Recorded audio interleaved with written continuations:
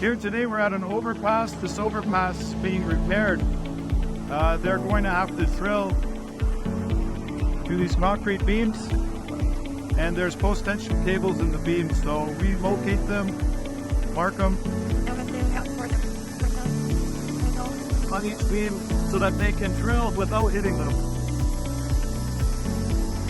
20 beams, each axis must be scanned.